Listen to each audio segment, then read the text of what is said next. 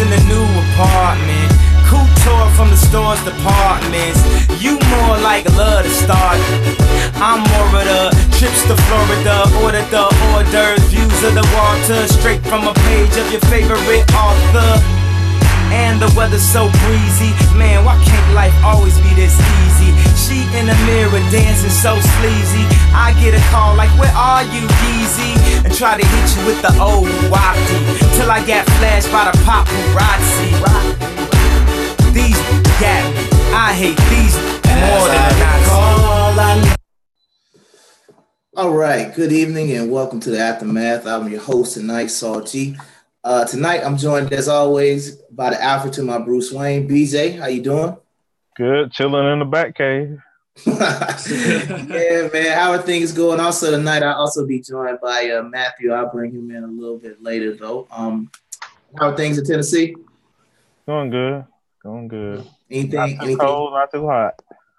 Yeah, man. We had some crazy weather last week. We had a lot of rain. I'm a little disappointed. I got on my Hawks shirt today. I'm trying to rep my Atlanta and Georgia teams. I'm a little disappointed by some of the weekends happening. If you didn't know, there was a big game played in Atlanta on the weekend. I don't know if you watched it. Did you watch the SEC championship?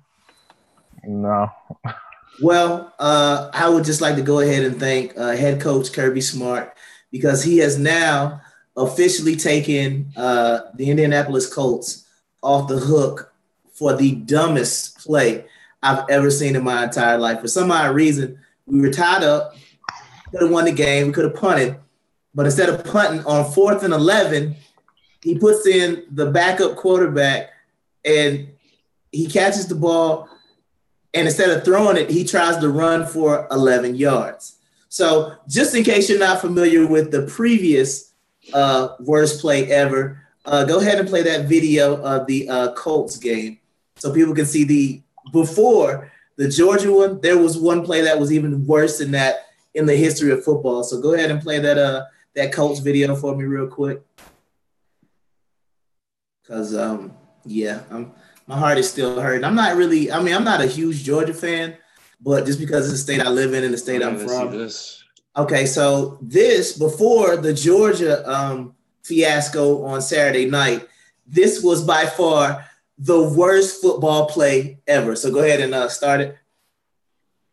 Practice all those throws. Yeah. Now we've got on a 4th down and 3.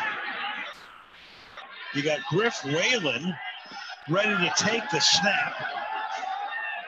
He'll snap it. Actually, Colt Anderson is behind him. And what I don't even watch football, but yeah, you don't have to even know football. All right, yeah. You can stop that right there. Yeah. It was terrible. You can stop that. Yeah.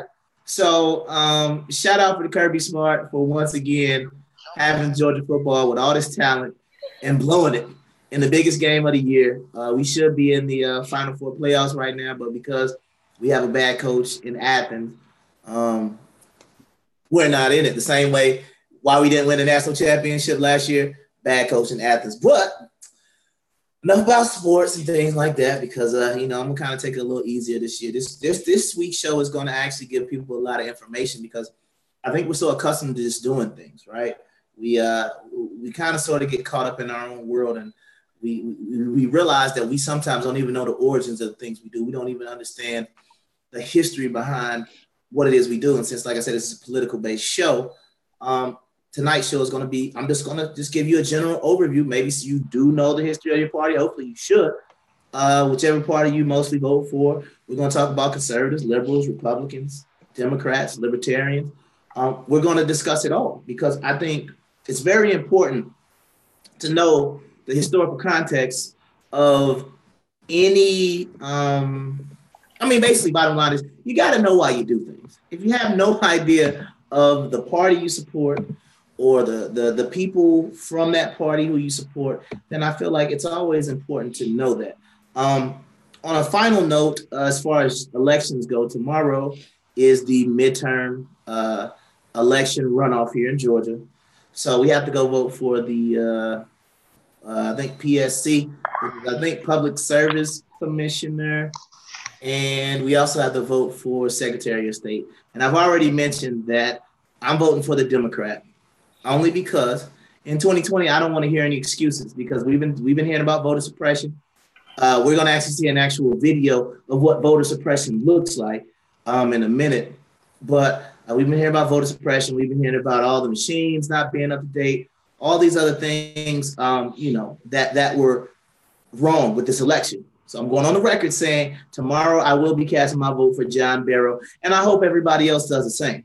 Because a lot of people want to say, where Brian Kemp is concerned, that it wasn't his fault. He had no control over, like he wasn't going around trying to suppress the vote individually, but his office was.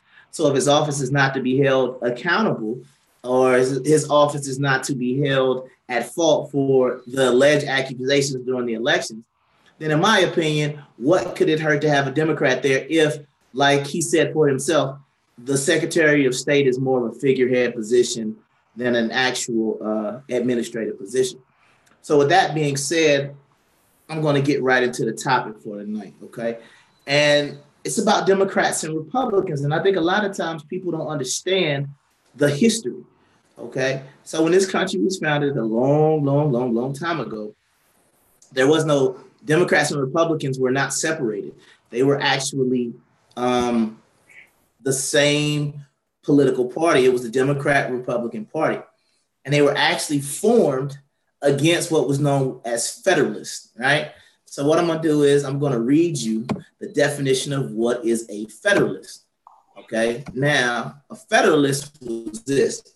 They wanted stronger national government, and they wanted the ratification of the Constitution to help properly manage the debt and tensions following the American Revolution, all right? And they were formed by Alexander Hamilton, all right? The Anti-Federalists were, they opposed strong government, right? They wanted the ratification of the Constitution in 1788, and they wanted power to remain in the hands of state and local governments. So now let's take a second to analyze that, right?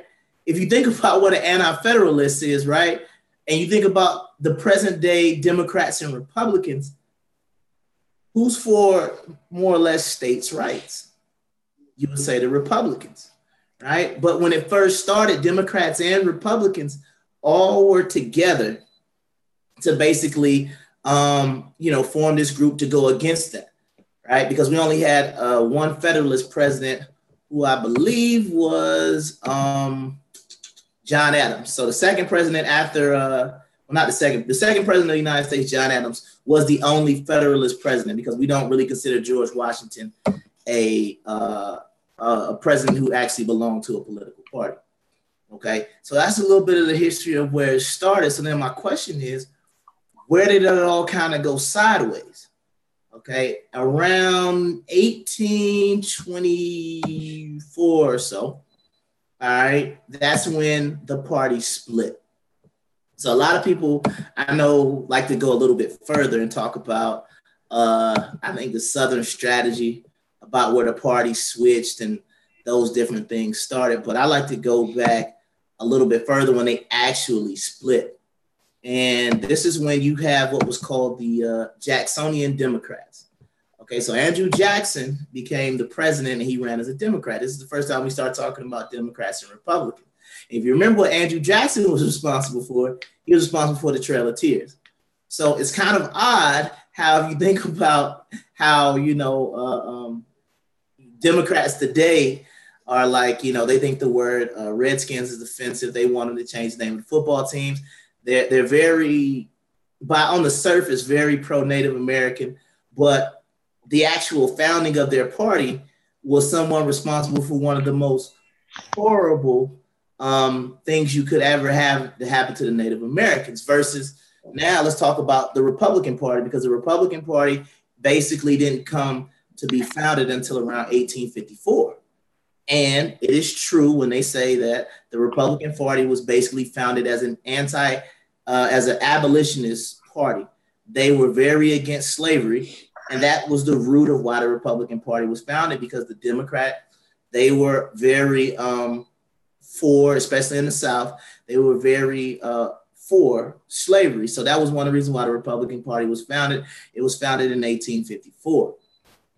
So basically you had these two parties, and now if you look at modern day politics, all you have is Democrats and Republicans. You have libertarians, you have the Green Party, but for the most part, 99.9% of all politicians are either Democrat or Republican. So that's basically a little brief history about, just where did the party start? Where did they come from? So now I'm going to bring Matthew in because, like I said, I'm not going to sit here and talk for an entire hour.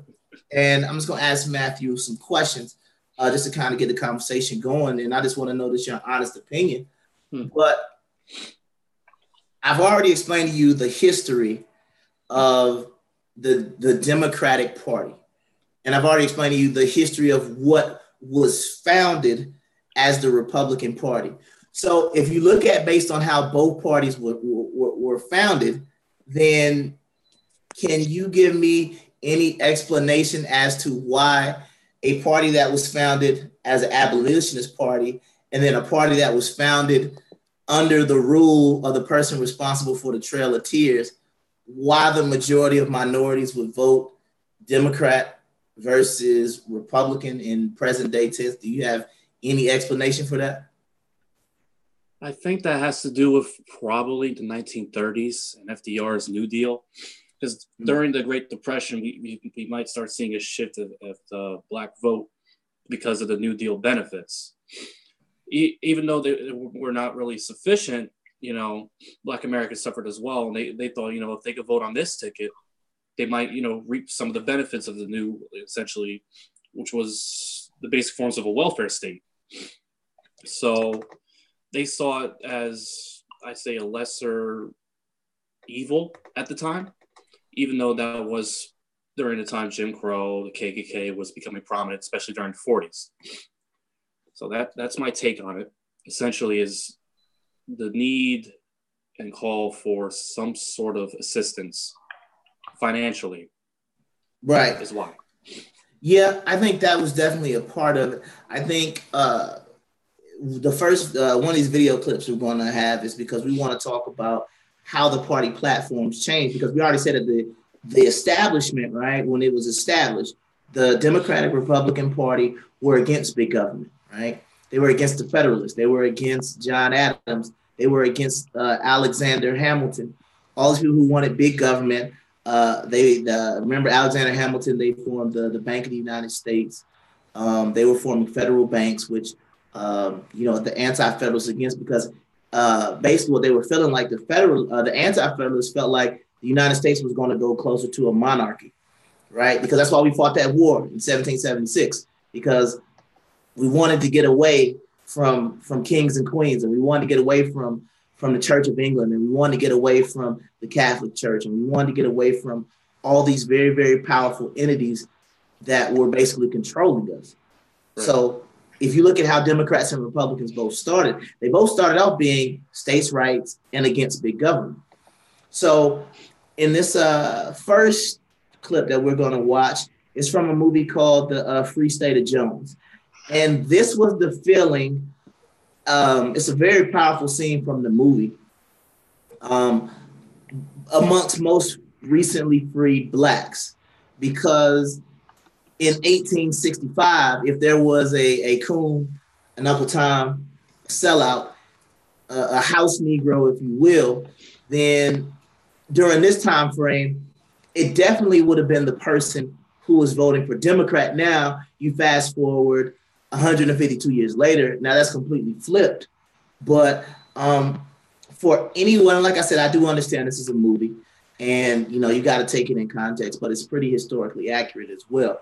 But I want you to look at, this is what voter suppression looks like. If you went to the polls and experienced this, then that's the story I want to hear. Please email me or find a way to get in contact with the show. And we'd love to have you on if you experience anything close to what you're about to see in this clip, because this is what voter suppression looks like. When you talk about having problems at the polls with machines and things like that, this is what it actually looked like. So I'm going to ask BJ to go ahead and play the scene. I just want you to just pay attention to what was going on. So go ahead, play it for me, BJ.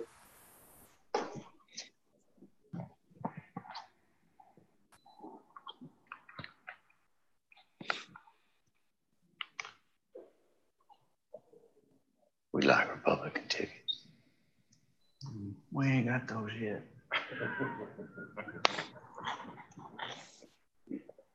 Just the Democrat tickets. We'll wait. Might be a pretty long wait.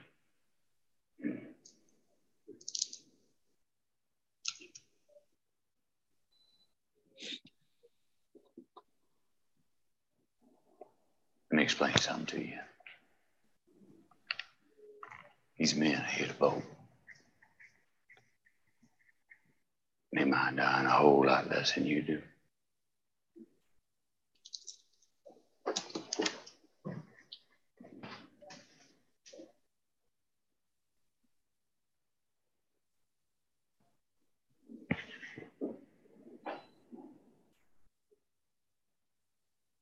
See if I can find any.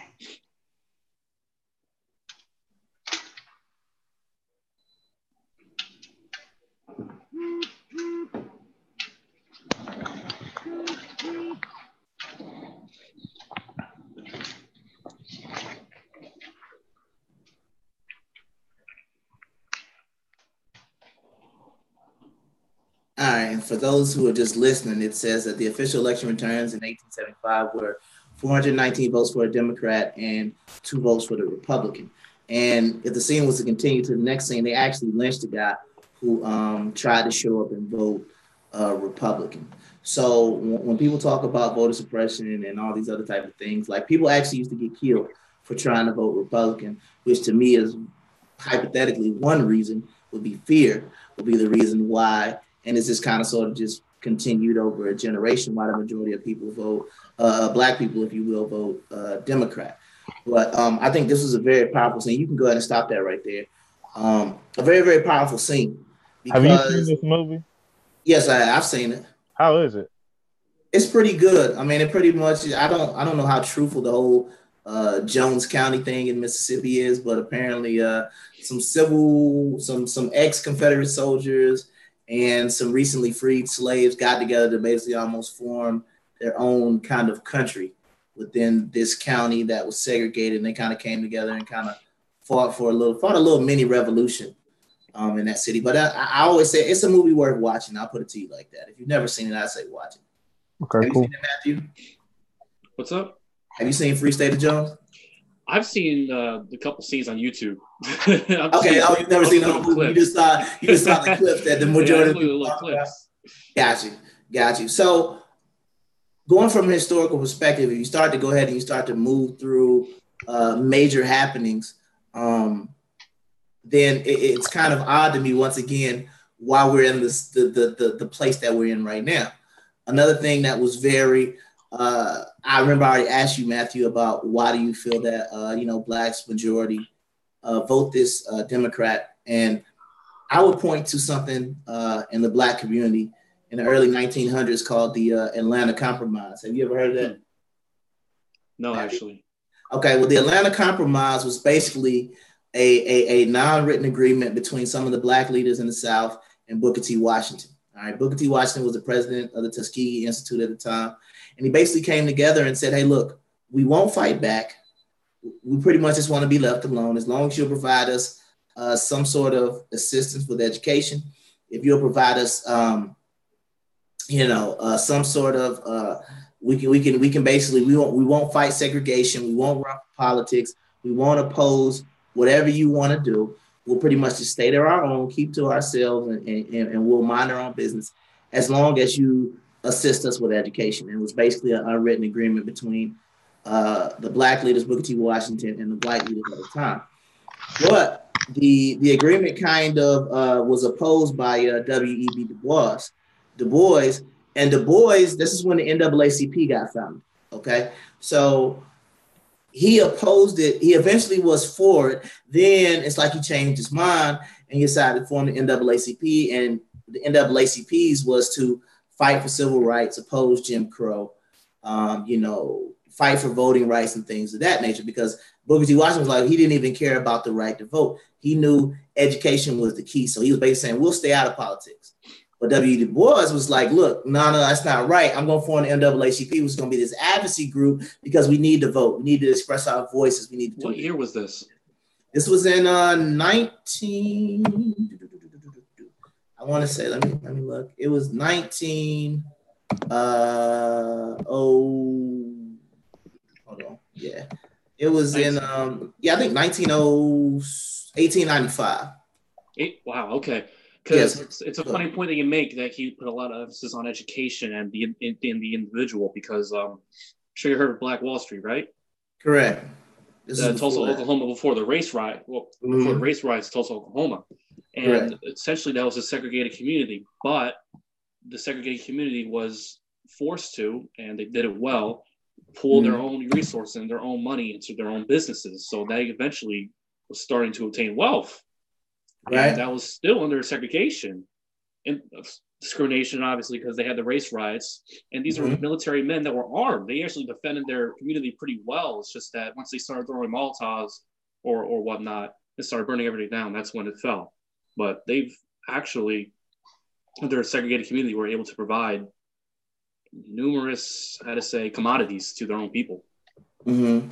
Yeah, and the one thing about it was you got to remember Booker T. Washington died in 1915, so this was done in 1895, and the NAACP was formed in when it was formed. It was formed in 1909. Okay, and it was actually formed as it was a biracial endeavor, because it wasn't just Black people who were basically a part of the organization trying to get rights and things of that nature. It was actually a multicultural thing in the beginning. Now, there are certain things that this is where I point to where the thing shifted, because I felt like while Booker T. Washington was alive and he was one of the loudest voices in the Black community, that's when, because he was a Republican. We know this historically. We know Frederick Douglass was a Republican, and we know the majority of the Black leaders at that time were Republicans. I can't remember the name of the town right now because my mind is just going. But there was basically a regiment of the Buffalo Soldiers. This is another thing that kind of shifted people off, and this is kind of where W.E. Boys kind of shifted, right? When we start talking about the shifting of politics in the Black community.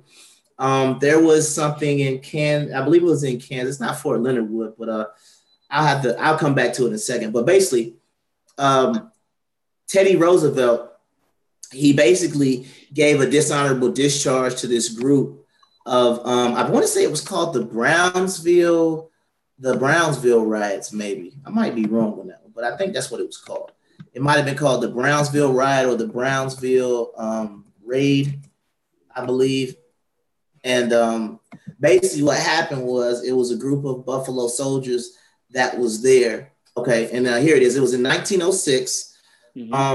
There were some white residents in Brownville, Texas, and there were a group of Buffalo soldiers stationed at nearby Fort Brown.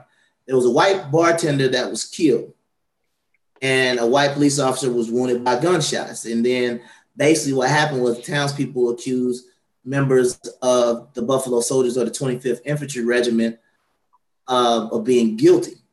So what happened was the Army did an investigation, and basically what eventually happened is President Theodore Roosevelt, who was a Republican, he gave them a discharge without honor, or what we know today as a dishonorable discharge, of 167 soldiers of that regiment. And so that way they weren't going to be able to get their pensions, and then it also prevented them from ever serving in any civil service job. So it basically caused like one of the first things where people start talking about outrage. It caused outrage within Black and white communities. And then after some more investigation, they were eventually allowed to re-enlist. But basically that was another thing, because you know how we always like to blame the president.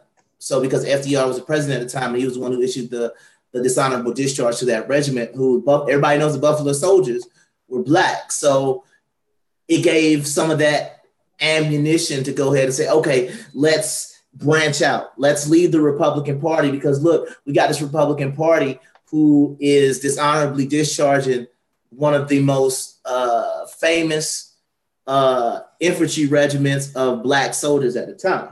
So that's another thing that kind of started to shift blacks away from the Republican Party. Does that kind of make sense? Yeah, I'm reading it right now, actually. Yeah, so if you read up on, like I said, the Atlanta Compromise, the Brownsville Raid, you can kind of see where black people started to shift. All right, so now let's fast forward to around 1940. All right, so Matthew, if you would, you can go ahead and explain about what happened with FDR.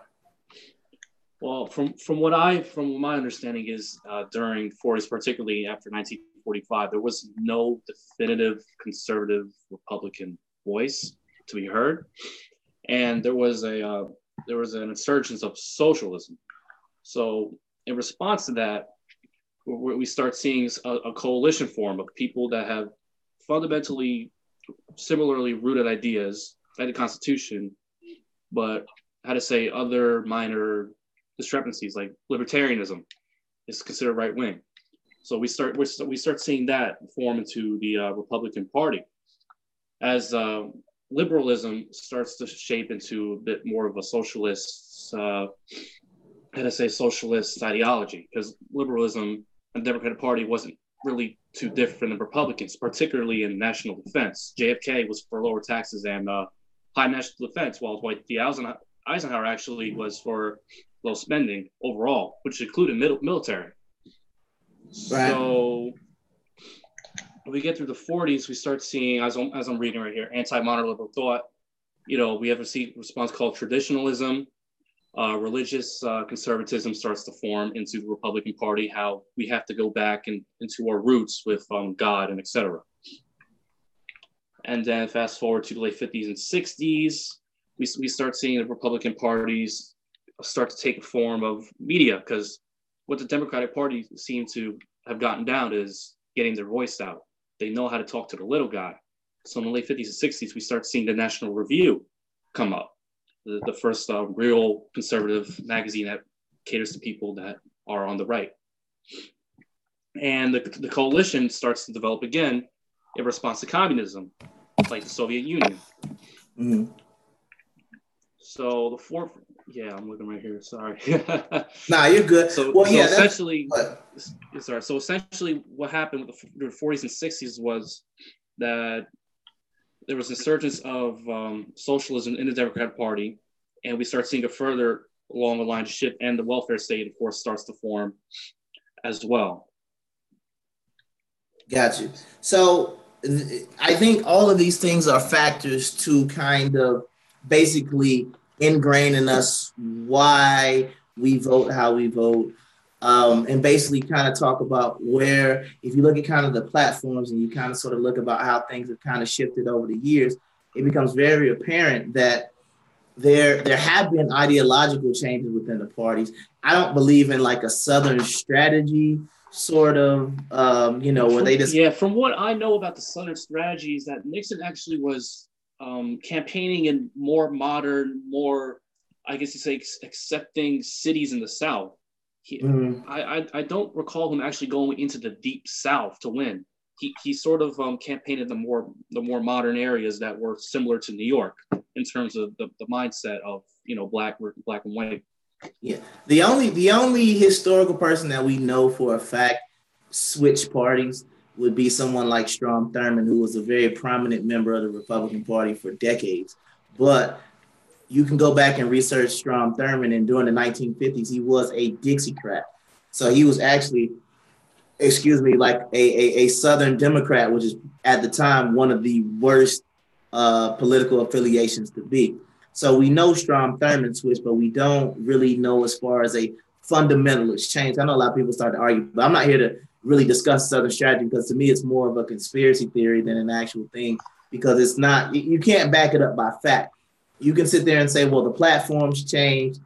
All we know is that when the Democrat Party and the Republicans first started out, they both were against big government. That's what they both started out against. Yes. Now, modern day times, the Republicans maintain that and the Democrats switched.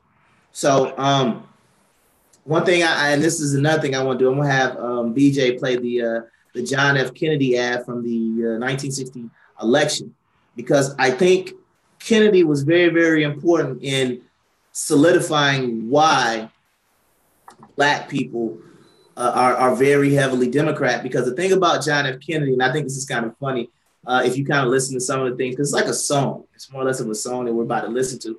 But if you think about what John F. Kennedy meant to Black people, John F. Kennedy represented to Black people civil rights. He represented freedom. He represented a lot of things like, kind of sort of the hope and change message that Barack Obama preached. But this was back in the 1960s.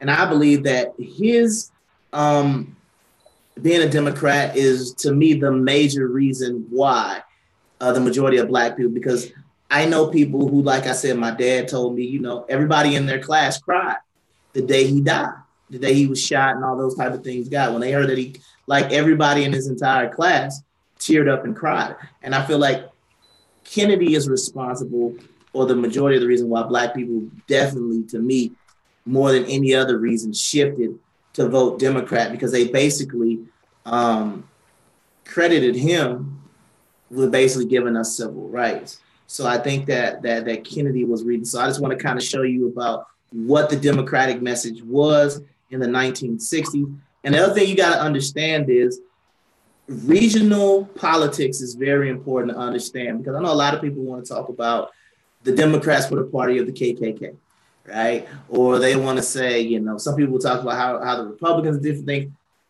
If we're talking about the South or the Southern Republicans, then honestly, there's really no difference. If you look at a Southern Republican during the Civil Rights era, if you go back and look at who voted against the Civil Rights Act, if you look at Republicans and Democrats from Southern states, the majority of them all voted no.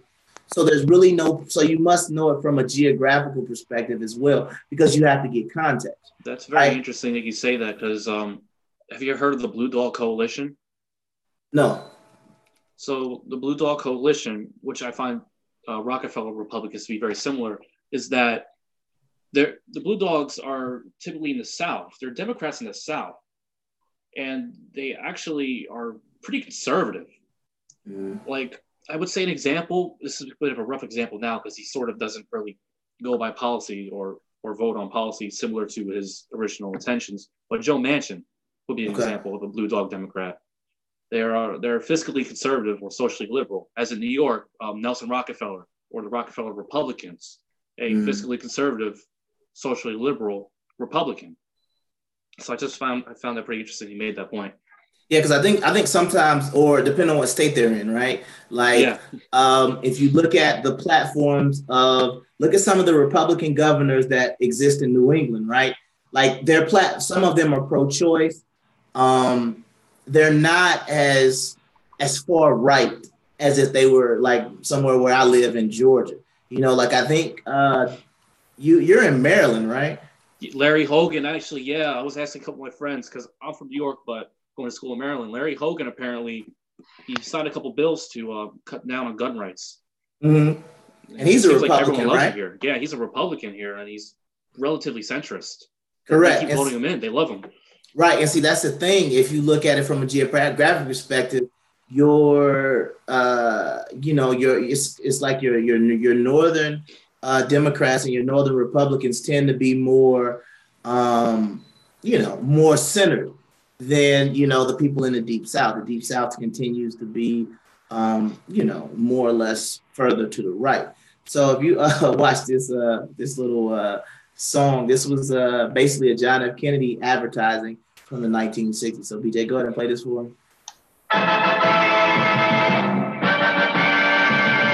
Kennedy, Kennedy, Kennedy, Kennedy, Kennedy, Kennedy, Kennedy, Kennedy, Kennedy, Kennedy. Do you want a man for president who's seasoned through and through, but not so doggone seasoned that he won't try something new? A man who's old enough to know and young enough to do. Well, it's up to you, it's up to you, it's strictly up to you. But it's Kennedy, Kennedy, Kennedy, Kennedy, Kennedy, Kennedy, Kennedy, Kennedy, Kennedy, Kennedy, Kennedy. Do you want a man with spirit who is not afraid to fight? A man whose record shows that he will fight for what is right. All right, stop it right there. I've never If you heard look- it before. Jeez. right, but the thing about it, if you look at kind of sort of the messaging on here, like look, it's like flashing like working class white people. It's got a couple of pictures of black people sprinkled in there. It says labor. It says business. You know, it's flashing these kind of a cerebral, almost what do they call those things? God. Some sort of manipulation, right? Yeah. They call it a some type. I can't think of the word right now, but the message that is transmitted directly through your brain. I'll think of the word in a second. My brain is. And he also ran on a platform of lower taxes and national defense. That's what people wanted at the time. And this, once again, this goes back to when people talk about the platform change. I just think there was more or less of an ideological shift, because after a while, people just decided that kind of sort of this is the way we want our politics to go. Or if one party believes this way, we have to go to the complete opposite to try to make it seem like we're doing something different. Mm-hmm. Now, BJ, I want you to go ahead and now play the Nixon ad and kind of look at the difference, because I believe this Nixon ad, was from 1960 as well. So now I kind of want you to see the difference between Nixon was a Republican, JFK was a Democrat, completely different feel, and just kind of just listen to what he's saying and just understand the difference between where both parties were going. So go ahead and play this for me, BJ. What is the most important issue confronting the American people in this election campaign? There's no question about the answer that I have found in traveling all over this nation. Above everything else, the American people want leaders who will keep the peace without surrender for America and the world. Henry Cabot Lodge and I have had the opportunity of serving with President Eisenhower in this cause for the last 7.5 years. We both know Mr. Khrushchev. We have sat opposite the conference table with him. We know what peace demands. We will keep America the strongest nation in the world, and we will couple that strength with firm diplomacy. No apologies, no regrets. Always willing to negotiate for peace, but never conceding anything without getting a concession in return. Vote for Nixon and Lodge, November 8th. Wow, that's funny. Now, that's funny. Now you got to think about that. Right? This is 1960. He said the most important thing to the American citizens wasn't lower taxes. It wasn't immigration. It wasn't some. I mean, I know we progressed a lot since then, like abortion or gay marriage or the Supreme Court or any of those type of things. That the most important thing was peace and national defense at the time, and that was the Republican message in 1960. So if you kind of think about how things have changed, this is the part to me that I find fascinating when you want to talk about it. All right, so real quickly, I'm just going to go through and basically just give the modern day platforms, because a lot of people, like I said, you vote, but you don't really, I'm not going to say you don't know, but I'll say there's a good amount of people who don't really understand what their party stands for, okay? So basically, I'm just going to run down on a majority of issues, of major issues. Modern day, this is what Democrats believe. Modern day, this is what Republicans believe. And then I'm briefly going to touch what the Libertarians do. And then, like I said, we're going to watch a Bill Clinton commercial, which is very interesting to me, because this is what a Democrat was 22 years ago. And a lot of people are very negative towards Bill Clinton. But if you look at Bill Clinton, the president, if you look at Bill Clinton's platform, if you look at, don't go to all the personal stuff that happened, take Monica Lewinsky out of it. If you look at his actual platform, it's very different. And I'm not quite sure a Democrat could run on this sort of platform today. All right. So basically, Democrat. You said what now? He's centrist Democrat. Pretty much. And I think, honestly, that's the route that a lot more people need to take, but I don't think it's going to happen. I think we're going to continue to go to extremes. But bottom line is, right, so if you vote Democrat, right, I'm basically going to give you, and this is just to me, one of the fairest representations of what each one stands for, okay? So Democrat. So the philosophy would be a liberal or left-leaning. All right. Your economic ideas would be You believe in higher minimum wages, and you believe in progressive taxation, which means higher tax rates for a higher income bracket. And then you believe that you can help the lower and middle class by taxing them at a lower rate to try to help them, quote unquote, escape poverty by, basically lowering your tax rate. You believe that social and human ideas are based on a community and social responsibility. When it comes to the military, you believe in decreased spending. Your stance on gay marriage is, for the most part, you support it. The majority of Democrats, I would say, support gay marriage. Your stance on abortion is it should remain legal. You support Roe versus Wade. Your stance on government regulation is it's needed to protect consumers. And your healthcare policy means you support, most of the time, some sort of universal healthcare, strong support of government involvement in healthcare, and you generally support Obamacare. And then lastly, immigration. All right. You support basically having a moratorium on deportation, offering up a pathway to citizen to undocumented immigrants, and basically those that don't have any criminal record or those who have lived in the U.S. for more than 5 years. You believe in offering a pathway to citizenship. All right. The most traditionally strong Democratic states will be California, Massachusetts, and New York. All right. So that's basically, if you vote Democrat, you should believe in everything I just said. For the most part, doesn't mean you believe in everything, but the majority of that you should agree with. Matthew, do you think that's a pretty accurate description? It's pretty fair, yeah. Pretty fair? Okay, now we're going to go on the Republican side. This is people known as conservatives or right-leaning. All right, the economic ideas is they believe taxes shouldn't be increased for anyone, including the wealthy, and that wages should be set by the free market, not in, this raising like a federal minimum wage. They believe that social and human ideas are based on individual rights and justice. Their stance on military issues is they want to increase spending. Their stance on gay marriage is they oppose. Some Republicans will disagree, but for the majority of the party, I believe the majority of Republicans oppose gay marriage. Their stance on abortion is that it should not be legal with some exceptions, but the majority of Republicans oppose abortion. Republicans' stance on taxes is they prefer a flat tax, that it should be the same basic tax rate should not really fluctuate based on income class. They should pretty much stay around the same. Government regulation, they feel that Republicans normally tend to feel that government regulations hinder the free market and capitalism and job growth. And the healthcare policy is they believe in private companies should provide healthcare services. They oppose government-run programs. They definitely oppose programs like Obamacare. And last, on immigration, Republicans are generally against amnesty for any immigrants. They oppose President Obama's executive order to put a moratorium on deporting serving workers. And Republicans are also for strong borders as well. So your traditionally strong Republican states would be Kansas, Oklahoma, and Texas. So do you feel that that's a pretty accurate description of Republicans or quote unquote right-leaning people? Hit down the nail. We'll just wait for the libertarian ones now too.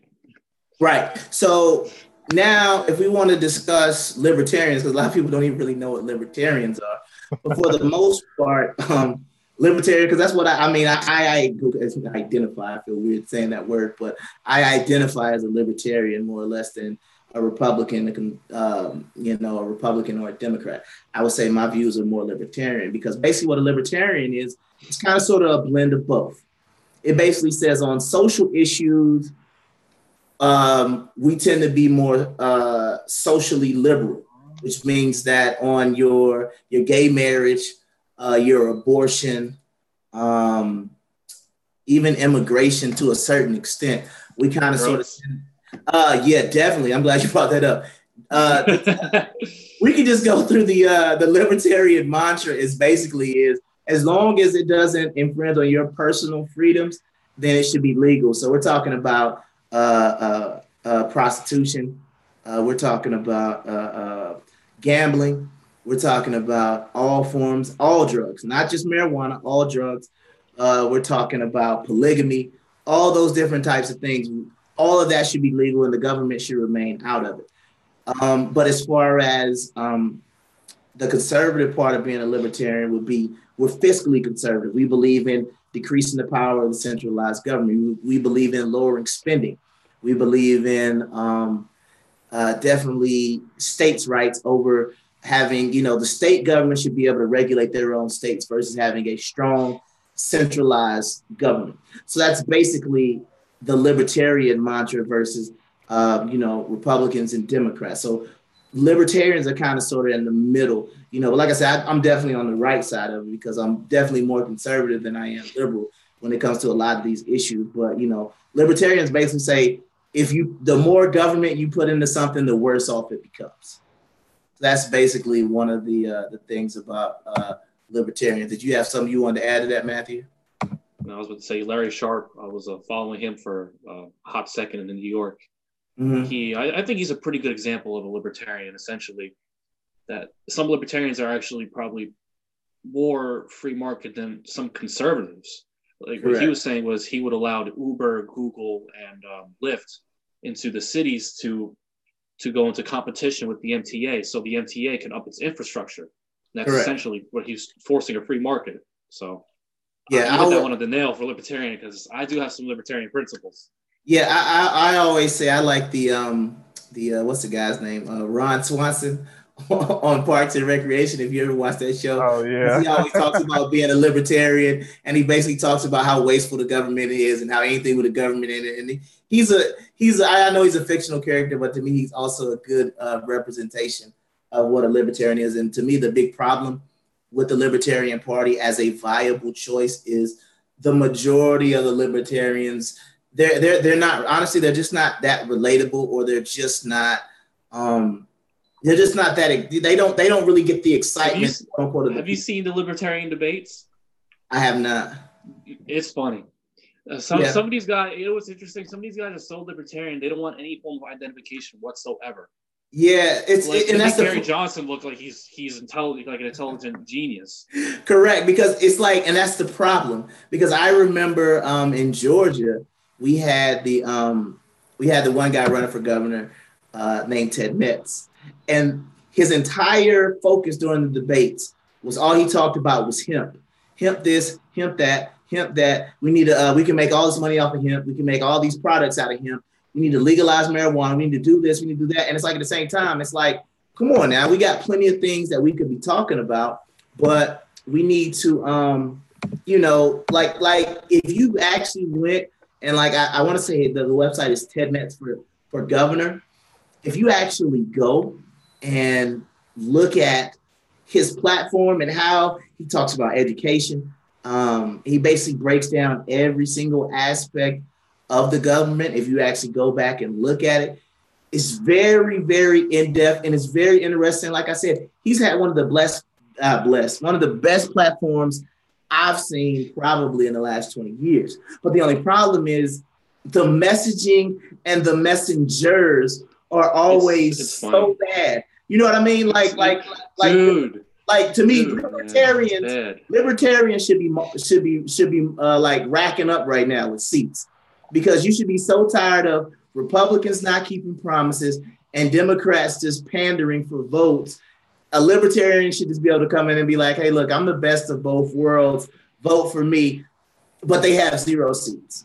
And this kind of, to me, proves that as much as we want to claim to be free thinkers and independent, we don't have any independent voices. They're all Democrats, they're all Republicans. So it's like we're not really that niche as we want to believe that we are, because if we were, we should definitely have some libertarians, and we could use the libertarians as a counteraction to Republicans, right? Because we could basically say, hey, Mr. Republican, if you don't do right, I'm not necessarily willing to go all the way to the right with a Democrat, but what I am willing to do is I'm going to vote this libertarian over you. But we've yet to see that happen, and if you think about it, I'm not sure why that hasn't happened yet. I think it's the fact that during the debate, I thought this was hilarious. Again, one of the questions was if the government should allow mandate or driver's license. Should they allow driver's license? All the guys said No driver's license whatsoever. Gary Johnson says, I think we should have at least some form of verification that we are competent in driving, and everyone just booed the hell out of him. Yeah, like, it's so far-fetched. Yeah, and that's the problem. It's about, once again, it's about going to the extreme of something. BJ, you were about to say something? Yeah, I was just saying, like, everybody's so focused on Democrat, Republic, they don't look at any other voices. Even though both parties have history, and maybe you should start something new, or at least look at libertarian, but nobody does. Yeah, I mean, I've considered putting my name in the ballot as a libertarian candidate. My only problem is how viable of a candidate and how much respect. Like, hypothetically, if I wanted to run for the U.S. Senate in 2020, right, and I wanted to run as a libertarian, how serious, or could I garner enough of the vote to force a runoff? Because to think that I would somehow convince Republicans and Democrats to both break rank and vote me in would be insane. But at the same time, to me, I feel like that's what's necessary to happen, because until both parties realize that even though you live in a red state or even though you're in a blue state, your congressman, senator, whoever has to earn your vote. I think that's what voting is all about, having the vote be earned, right? Because if you think about it, it's like, even if you call yourself a Republican, you're not voting Democrat. So it doesn't matter whether or not the Republican does a good job or not. You're so ingrained in what you're doing, you're never gonna, because voting Democrat is the enemy. And you'll always in your head figure out a way to make it seem like no matter how bad the Republican could be, he's always going to be better than the Democrat. But does that make that point? Actually, yeah. I mean, think about it. Sorry to cut you off, but no, you're fine. What are you going to say? Go ahead. No, think about it. Yeah. Bernie Sanders, he only ran on the Democratic ticket for running for president. He's an independent in the Senate. Correct. Yeah, hypothetically. I mean, I understand he like, I do understand he's socialist, but he's really not in terms of the Democratic Party as to what it was 10, 20 years ago. He's not that. Right, but if you think about it, like, okay, well, this is the kind of sort of the kicker, right? So he claims to be an independent, but when he's in his committee, who does he caucus with? He caucuses with the Democrats. Yeah. So he sits on, so he's on the quote unquote, when they have their nice little, I always kind of laugh how they do that. Like, it's almost like funny. Kids, when you talk about segregation, right? Like, they can't just sit based on, seniority or whatever the case may be. It's like all the Republicans, you're on the right side here. All the Democrats, you're on the left side. And it's just like, you can't even, y'all guys can't even sit together. You know what I mean? Like, y'all are that ingrained in whatever the case may be. But a question I have for you, Matthew, and I just want to get your opinion because, like I said, you're a lot younger. Do you feel there is any benefit to being more of what we call a centrist or being, quote unquote, more of a moderate candidate? Do you feel like candidates are being rewarded for being more moderate instead of just saying, I'm going to run as a Republican and I'm going to be the most conservative candidate ever and I want to rally my base? Or do you feel like it's like nobody tries to run and say, hey, look, I want Republicans and Democrats to vote for me, so I'm not just going to be so hard on my views. I'm going to soften on certain things to try to pull in the other side of the vote? Well, I personally, I still consider myself centrist because I do have libertarian values, and I only registered as a Republican after Kavanaugh. I initially was independent, actually. Mm-hmm. So I have a mixed bag of views, like in terms of weed, in terms of prison reform, in terms of how I think the United States should handle drug crimes specifically. I'm pretty left-leaning, but conservative, I have a lot of conservative values now too, especially with all this whole border nonsense. Right. I think that obviously it depends on the area, but from what I've seen on a national scale, especially with socialism, now it's becoming relatively popular again.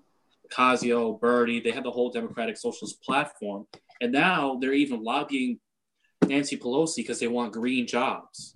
Mm-hmm. So it seems like the pendulum is just currently it's swinging pretty far. Right. And Trump's not a typical Republican, which I think is why so many people like him. Like he has a lot of populist views, which is typically left wing, which caters to the working class, and they're strict and really tight on national defense. Mm-hmm. That actually initially was a left wing view, but now we're starting to see it in the right wing. Mm-hmm. So in regards to Trump, it seems to be working with him, even though people label him as far right. He's a mixed bag. But I would say under the current state, it seems like the pendulum is just swinging pretty far. I would say it'd be beneficial because I'm a bipartisan guy.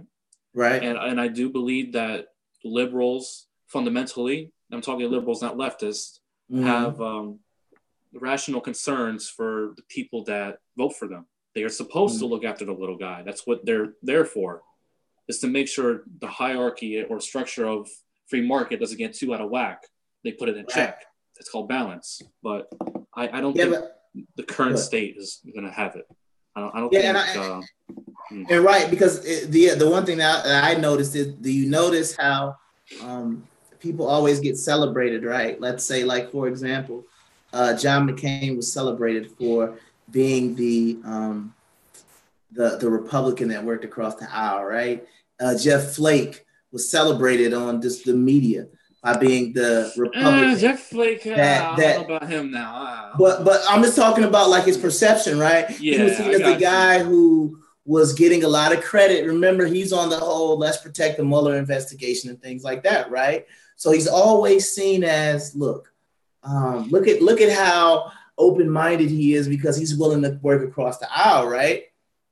When have you ever heard a Democrat celebrated for doing it the opposite way? The only person I could think of, because I've studied Blue Dogs for a little bit, and Obama shut them up real quick because they're conservative Dems. Joe Manchin was, they were coming at Joe Manchin for voting for Kavanaugh. Yeah, I mean, but if you think about it, though, what I'm saying is, you take Joe Manchin, right? He might get something from conservative, but it's not like you would have Chuck Schumer come out and say, we really celebrate Joe Manchin for being open-minded and work across. You don't hear other Democrats celebrate him for doing that, but you will hear Democrats or you will hear the media at times speak of Republicans who go across the aisle, but you never hear it work the other way around. You see what I'm saying? Yeah. I think that has to do with the fundamental principles of Republicans having this big umbrella of ideologies. Mm-hmm. So we're used to having a lot of different people and those that might be left-leaning in our party just, have discourse with one another. Now, Democrats, I've sort of put them in two groups. I would say they were the traditional Democrats, which are starting to get taken over by the leftists. Right. And now they're starting to embrace it because it's working for them. People are actually voting for these, people for like Ocasio, who calls for far left policies. Right. Okay. And see, the last thing I want to do, before we wrap this up, is I want to show a video of Bill Clinton's political ad from 1996. And this was after he had already won his first election. Okay. So this was like his re-election campaign ad. So BJ, if you'll go ahead and start to pull that up. And what I want you to do is, like I said, get out of your mind frame of the, like I said, all the negative things that he was responsible for, all the women and the scandals and the impeachment and the lying under oath. Like, let's get all of that out of our minds. And I want you to just look at it from a very simple view of this was what we consider a moderate Democrat back in the day. This is what we consider more of a person running on more of a centrist platform. This is not what we're probably going to see from any Democrat in 2020. So, BJ, if you'll go ahead and, like I said, roll that ad, because I want you to look at what it's saying and what it, like I said, what it represents as well. Go ahead, BJ. And let me say to you that I am honored to have been given the opportunity. All right, stop it right there. Now, right there, BJ, stop it. You stop it? Yeah. Right there, he's got on his on the page, it says welfare reform with a work requirement. Oof. Now, I remember somebody who was a Republican bringing that up a while ago, and he was completely destroyed for it. But Actually, this kind of go ahead. Sorry. Actually, I think Trump in 2017, I think there was a bill passed for food stamp recipients to have now they could get drug tested if the state wants to do it. Correct. It was the drug testing, and then the other welfare modification was the what are those things called? Where they were basically going to send the packages. They were going to control what food you could no longer pick and choose what food you would have while you were on welfare. It would basically be packages of food sent directly to your house of like, you know, tuna fish and crackers and like government bread and all this other type of stuff. It was basically going to be like a package of the basic nutrition that a family of however many people would need for a certain amount of time. But continue to play the ad and just listen to what he's saying, because it's completely different from what Democrats are talking about right now. Go ahead. In the interest of ordinary Americans. My job as president is to education protected. And I have cutting the deficit, huh? Tax cuts. We are safer, we are more secure, we are more prosperous. But in the end, that's funny. We stand for the values we embrace and the things we fight for. Killer bullets. The future that we all live with. If we hold out our hands in cooperation, but always stand up for what we know is right, this country's future will be even brighter than its brilliant past. It is our responsibility to make that happen. All right, stop it right there. All right, so if you think about that now, if you look at, and that's what a lot of people don't understand, like when Bill Clinton when he left office, like the budget was balanced. We had zero debt when Bill Clinton left office, zero. Like a lot of people don't understand, like a lot of people want to knock Bill Clinton because of, like I said, and you can knock him for all the personal stuff, but if you exclude all the personal stuff and things he did while he was in office, and you look at what he did from an economic perspective, he was one of the better presidents we probably ever had. Because if you look at what the economy was when Bill Clinton left office, if you look at where the deficit was when Bill Clinton left office, if you look at the budget when Bill Clinton left office, we were doing really good in the Bill Clinton era. Now everybody wants to talk about his crime bill and Monica Lewinsky and all the rest of that stuff, which is fine. But what I'm saying, if you actually look at what he did while he was a president, like from an economic perspective, you can't really knock what Bill Clinton did while he was in office, because, like I said, the majority of the things from an economic perspective were positive. And like I said, even if you go back and you look at that ad, the majority of things, I mean, like everything he was talking about in there was correct. You know, he talked about the job growth. He talked about, he talked about expanding the Family and Leave Act. He didn't talk about, there was no Medicare for all. He didn't even really talk about like quote unquote civil rights and things of that nature, which I know a lot of people want to talk about because it's the cliche thing to talk about civil rights. But if you look at what his ad was, and this, like I said, this is only 22 years ago, it was completely different than the message that you have nowadays. You got anything on that, Matthew? Because were you alive? My bad. Were you alive when Clinton was president? Barely. You're like one, right? When were you born? You were born in what, 2000? 1999. Okay, so you were there. You were there at the end. Okay, so you were there. Honestly, looking at that ad, I might have actually voted Democrat. I'm not gonna lie. Looking at that little ad right there. Yeah, I mean, to be honest with you, I mean, I was a fan of Bill Clinton back in the day. It's the whole Monica Lewinsky thing. To be honest with you, I didn't really understand it. I thought it was funny. I didn't really understand the blue dress thing at the time because I was kind of sheltered at the time. So the whole scandal behind Bill Clinton, I just thought Bill Clinton he kind of sort of, to me, he kind of had that Obama rock star appeal. I remember Bill Clinton playing the saxophone. He played the saxophone. Yeah, I just remember him being quote unquote a cool president. I didn't know, like people talk about now, like I didn't know about they call it the Clinton crime bill. I didn't know about, but if you go back and look at his stances on immigration and all those other things that was going on, if Bill Clinton was not 70-something years old and he ran again, I'd probably vote for him if he ran on that type of platform, because the results he had the first time were very good. So I think that sometimes we got to get up out of our mode and we got to actually go through the results. Now, you can sit there and break it down however you want to, but factually, if you look at where the country was from an economic perspective in the year 2000 when he left office, we were doing exceptionally well under his policies, and that was under Democrat policies. So I'm about to go ahead and kind of end the show for tonight. Matthew, if you got any kind of passing thoughts or anything you want to get out? Nothing. All good, brother. All good. All right. Well, once again, I want to thank Matthew for coming on the show tonight, helping me get through. Like I said, this is an informational show. We like to come on here and have fun, but I think for every now and then we need to kind of sit down and break down why we do things. Because like I said, I'm not for telling people how to vote. I'm not for telling you how you should think. All I'm saying is you need to know what each party stands for, and you need to know what it is that you're voting for when you vote. It doesn't mean that you're right, wrong, or indifferent how you choose to vote, but it's odd when people are against certain views or certain things, and then they vote a certain way, because like there are disconnects, because the majority of impoverished Black people vote Democrat, while the majority of impoverished white people vote Republican.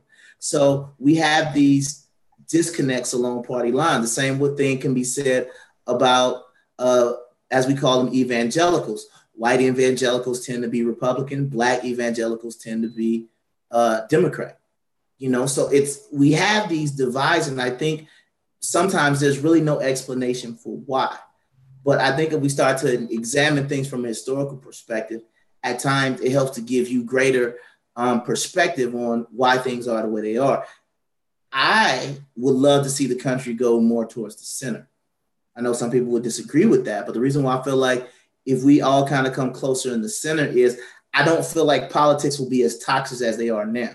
Because if you look at how our politics are, they're extremely toxic because I'm a Christian conservative on the far right who loathes abortion, and I'm a complete leftist on this side who thinks that abortion is a God-given right and women should actually participate in abortion as some sort of empowerment tool. You see what I'm saying? There's no way those two people will ever come together. I'm gonna tell you why, because you're too far right and they're too far left. So the further we continue to start to move in our polar opposite directions, the worse things are going to continue to be.